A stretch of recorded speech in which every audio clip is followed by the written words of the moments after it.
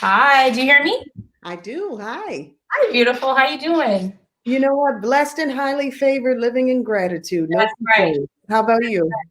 Same. On top and rising. Here it is. Love it. So I'm excited to, launch Black Women Media TV with Mhm. you. You've been such an inspiration to so many young women in communication, in media. You're doing amazing things. You're being honored next month by the platform. We just want to give you your flowers. And While I'm still alive. I'm still here. And then we also just want, you to just share some words of encouragement, share your story, your background, and just how the real thing I want to know from you is how do you juggle it all? Because I know you just had a baby. I do. Well, 1 year ago. She's one. I have a 1-year-old too. Let me ask you before we go further, how do I stop the feedback? Because I'm hearing myself back through. I don't know if the sound, if you're like too high, your mic, maybe you could turn your mic down. Okay. When I turn that down, I turn you down. Are we live yet? We're live. Oh, hi. You have to start on time or they kick you out. So we're live. There it is. That's how I balance it all. I balance it all in a very chaotic way. Moment by moment, right? Figuring it out as we go. Yes. That's right. So we're here. So let me put you down here. So I just want to talk about your start in media. I know you started in radio. Maybe I'm wrong. Can you just give us the background on your start in media and then the great pivot that you made from radio to television? Let's talk a little bit about that. Sure. FYI, my name is spelled wrong there. Oh. Well, we're going to change it. There you go. E-G-Y, like the motherland. Spell it for me. Oh, E-G-Y. E-G-Y. P is in Paul T. Yep. And don't worry, you're not the first to have done that. A lot of people. The way my it is like I spelled the E. Okay. Okay. So in direct response to your question about getting started, yes, it was radio many moons ago, which is really, to me, when I look back at my journey, I say, but God. Nothing but God, because it's not the life that I had planned for myself. You know, they say you make plans and God laughs. That's right. In this case, I'm just in awe because what I had planned for my life was a lot more humble. You know, to be honest with you, I thought I was going to be, an entertainment attorney. And I remember very clearly at one point because my cousin she had become an entertainment attorney and I was interning at her office, sometimes working in the summers, as a paralegal. And I remember looking at her one day and she seemed so miserable. And I said, why you got the life, you drive the nice car, you've got the nice house, you got this great business, you're successful. Like, why do you never look happy? And she goes, if I knew what went into this and that I would spend all of my days with my face in paperwork and not being able to interface with people and be able to be creative, I may have gone a different route. Those words just stuck to my ribs. They really stuck to my ribs and made me say, okay, so I should not be chasing, what I think is success. I have to redefine and come up with my own definition of success. And so for me, my journey from way back then that took me through radio for 20 years, took me through television into starting my own business has always been at some point a redefining moment somewhere along the way to not just take what society deems as successful, but to redefine Egypt's version of success. And it always comes back to balance. That's right. And success is progressive. So it's like, maybe I want this today, maybe I want this tomorrow. So it's kind of a progressive thing, right? So actually, a woman always has the right to change her mind. That's it. Because I love the pivot that you made. You're flipping houses now. You have this you have 2 shows right now on and you're flipping houses now. Let's talk a little bit about the transition from radio to television. Sure. Well, okay. Here's the deal. I think that Really, people who've had longevity and who've managed to really be successful throughout their career have always found a way to reinvent themselves, to redefine, to stretch themselves. I think in my career, I've constantly peeled back the layers, right? Like an onion. Just when you think you got me figured out, I'm over here doing something else. And here's a whole nother layer. Oh, now you think you got that figured out. I'm over there doing something else. But also, I have never subscribed to putting myself in a box, right? People who will always try to define you and look at you like, for instance, once folks got used to seeing me in real estate, it was like that real estate girl. Wait a minute, I'm not that real estate girl. Yes, I've earned my stripes in real estate. I'm a real estate broker. I'm a real estate and wealth educator. I am an investor as well, but I also have a wellness platform. I'm a mom. I'm a wife, and I'm still a broadcaster. I've done that for over 20 years. And so if we continue to stretch ourselves to the realm of what, past the realm of what we believe is possible, then other people will never be able to box us in. And especially in a world that we live in right now that is ever growing, ever changing. Every time you think you got it down, there's a new technology that takes off and takes you in another direction. So we have to just always be a sponge, willing to grow, willing to learn. And to this day, I remain a student at life. Evolution.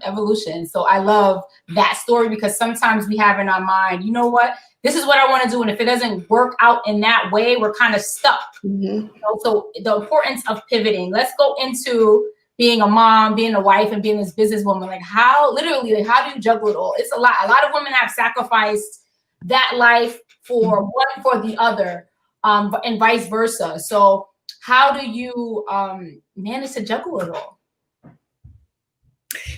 I think just like the millions of other women who figured it out along the way, I'm not alone in this. I stand on the shoulders of so many others who've shown me how to do it, and I'm grateful. I remember being in my 30s, living in New York. At that time, I was on the radio and I was on television at the same time, but I was so unhappy. And I should have been, right? On the surface, I should have been happy because to other people, it seemed like, wow, I've got it all together. I got this great career. But remember what I talked about redefining success. You can have it all and still be unhappy if what you have is not what your heart seeks and what your soul needs. So I know for me, family is what I lean on. It's my reason why. I'd always wanted that kind of unconditional love from children. I wanted to be married. I knew that even back in my days when I swore I'm independent.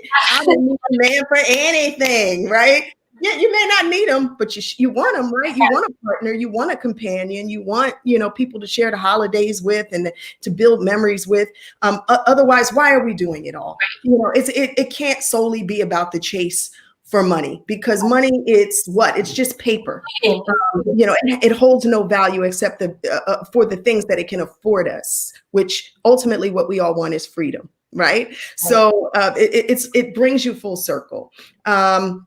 So when I just kind of think about that journey, I was that woman in my 30s feeling like, am I ever going to find love? Am I ever going to be able to feel like a woman? Am I going to be able to still have kids when, the time comes for me to have kids? Feeling the stress of, have I focused so much on career that now I'm not going to have any of this? We can have it all, is what I want to say.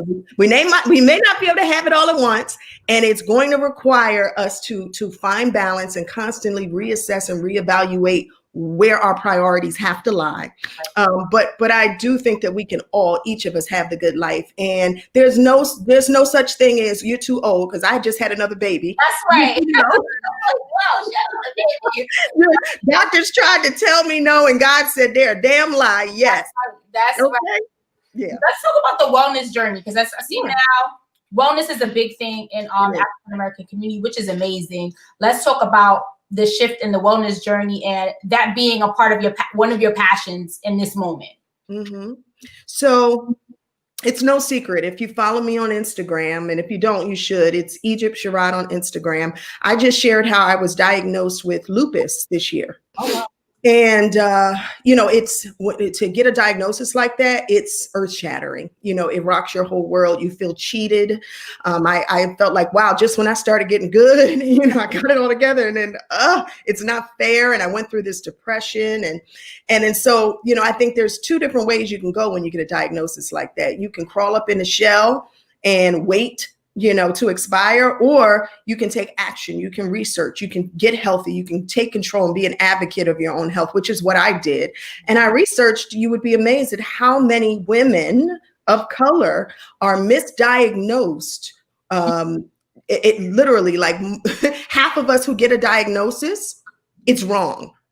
And much of it stems from food allergies, which, after doing my research and going to an alternative medicine doctor, after seeing, by the way, a pulmonologist, a rheumatologist, each who diagnosed me with something different, each who had me take several rounds of blood tests, I went to an alternative medicine doctor who had done some allergy testing on me. It turned out all of my symptoms, all of the biomarkers that were telling them I had lupus or vasculitis, all of them were because of food allergies. It was what I was eating. And so wellness, what I have learned is true wellness comes from what we put inside of our body. And most of us on a daily basis are not consuming food that is nutritious. Fast food is not nutritious. It is not even real food. I saw a McDonald's Happy Meal that was set out for 15 years and it looked like it was set out for 5 minutes. So that tells you if the atmosphere can't even degenerate it, then our digestive systems can't break it down. And so we have to eat whole foods, eat vegetables, eat fruits, drink water, treat your body like the temple it is, and it'll treat you well. And so I say all that to say, once I got myself on track, I feel like I'm getting younger. Feel like a whole 360 going on there. And guess what? When I changed my eating, it's been for 4 months, changed my eating, went back, got a new round of blood tests. My biomarkers do not indicate lupus. Wow. So the devil is a liar. That's a big testimony. It really is. It is. And then you put action toward it, right? Yeah. I said, no, I rebuke it. That's it. I refuse it. I refute it. That's right. So you have a real estate group. How can we become a part of that? Wellness and wealth right now. That's the goal, right? It's big. So how are you helping people to grow wealth, just knowledge about financial literacy with your real estate group? Okay, so my company is a residential real estate company. So I help people sell and buy real estate, investors, homeowners, the like. What we do on a quarterly basis through our nonprofit is we offer wealth education classes to teach people about setting up wills and trusts, setting up an actual estate, because you can acquire all of this in your life. But what happens when you get sick? If long term you're out of work and then you see all of your wealth just sort of wave bye-bye to you because you don't have any insurance to back that up. And so, we teach families not just about accumulating wealth, but preserving your wealth, so that instead of passing debt on to our children, we're passing legacy on to our children. Yes. And then of course you can, catch my show Flipping Virgins and my show Property Virgins, although I haven't filmed that one in a while. I guess it's still in reruns. You can watch all of that on demand. Mm-hmm. And my husband and I are working on a show together now. So I'm very excited about that. Can't give too much because this is all brand new. But like I said, life comes full circle, right? That's amazing. And it's been an amazing journey. I did a little research and I'm like, wait, you're teaching people. I want to be a part of this group. What's the name of the group? Flip with Egypt. Oh, so that's the website. That's something different. That's a program that teaches investors, first-time flippers or, novice flippers, the shortcuts, the ropes, as I had to learn them many moons ago when I first started flipping, and then all of the shortcuts I learned along the way. So you can go to flipwithegypt.com to take that course. And I think we have a special going on for it right now. So take advantage of that. And now when you spoke about wellness and wealth, so I'm also working on a program that launches next month. It's called Ignite. Ignite purpose, ignite joy, ignite wealth. So you can go to Ignite with Egypt, which is the site. All of that, actually, it's still under construction right now. Everything's going up, but you can sign up for the database right now. Ignite with Egypt, search it. It comes up under the Thinkific platform as well, which is a company run by a Black woman, by the way. And And you can sign up for the email list so that you will be notified once the course is ready, which is the end of next month. And it's a series, and each part of the series gives you 5 hours of content that's life-changing. And I'm more transparent there than I've ever been anywhere. I see a comment, someone says, I hate to have to say it, but if I had an ultimatum, I would choose my career. That's fair. It's fair. Listen, I don't see the comments. Can you read it to me? Read it to me again so we can address this. I have it here. I see the comments that they're coming in. It says, well, she just said it plain out. She said, I hate to say it, but I would if it were me and I had an ultimatum, I would choose my career over family. I guess that's what you mean, right? Oh, I see here. Okay, Rachel just here. Hi, Rachel. And you know what? That's perfectly fine. If you had talked to me at one point in my life, I would have chosen career over family as well. But our priorities, that's the beautiful thing about having an opportunity to wake up every morning. Our feet hit the floor. The devil says, damn, she's up. And then we got choices, right. So every day you got to choose what's right for you. I don't know if you have children. I don't know if you've created a family of your own yet. And if you've not, then maybe that's, why you have your answer. If you have, well, damn. But but again, we only get one life to live, and our happiness is our responsibility. So if that's what makes you happy, go for it. I just want to, before we go, I have you for like 9 more minutes. Sure. Just a piece of advice for a young woman that is wanting to step into media communications, not able to get internships, not able to, kind of break through. I feel like a lot of women come to me with trying to get their foot in the door. Mm-hmm. What encouragements can you give them? Any tips, resources, tools can you give a young woman watching right now that's in that position? Here's what I'll say. We're in a very unique time, a time like none other in my life, where social media is allowing us to level the playing field, meaning we don't have to wait to be discovered. We don't have to wait for someone to put us on their platform. We don't have to wait for an opportunity to get an in someone's business. We can create our own opportunities. We can create our own businesses. We can define, our next chapter. So what I tell you is get to work. Make sure that you are taking advantage of all that is at your fingertips. Make sure you have a YouTube channel, you've got an Instagram page, and that you're active on them. But not only that, figure out what your unique value proposition is. What is your brand? What do you do great? What do you do that can compete with anybody else out there? And then make sure that when people go to your page is what they see. What message do you want to put out?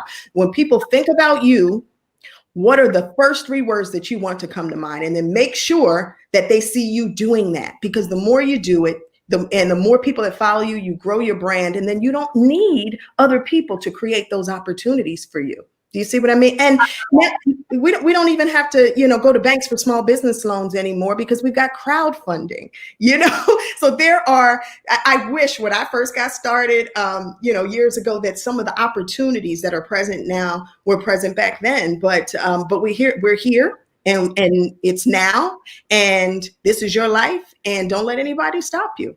I love that. Thank you so much for that. Congratulations again on being honored by Black Women in Media.